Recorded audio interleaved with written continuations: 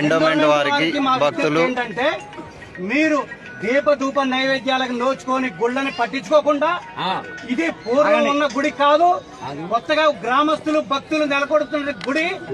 ఈ గుడిని మీరు హ్యాండ్ ఓవర్ చేసుకోవడానికి ఏ విధంగా వచ్చారనేది భక్తుల డిమాండ్ ఒకటి. అంతే. రెండోది, మీ గవర్నమెంట్ నుంచి ఏమైనా ఫండ్ అడిగినరా, ఏమైనా డబ్బులు అడిగినరా? ఏం అడగలేదు. అడిగినప్పుడు మీరే విధంగా ఇన్వాల్వ్ అవుతారు. మూడవది ఆల్రెడీ ఈ గుడికి ఒక ట్రస్ట్ ఏర్పడది.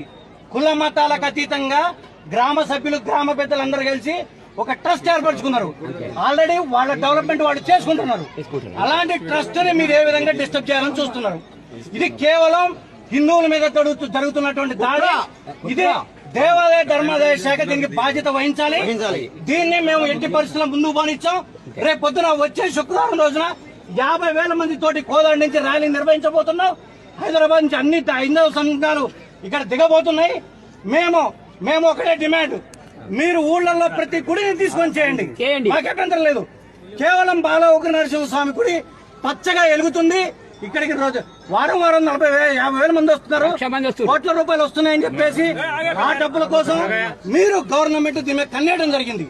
ఇవాళ ఎండోమెంట్ లో ఒక పూజారి వచ్చింది. ఇప్పుడే నేలకొండపల్లి మండలం, ఆ ఊరు మన నేలకొండపల్లి మండలం వాళ్ళకి జీతమే రాలేదట. జీతం రాలేదు. ఎండోమెంట్ అండర్ ఎండోమెంట్ గుళ్ళో ఉన్నాడు.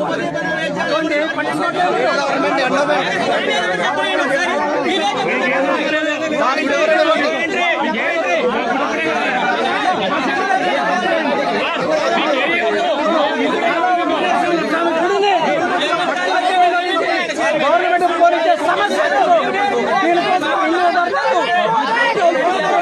సిద్ధంగా ఉన్నారు.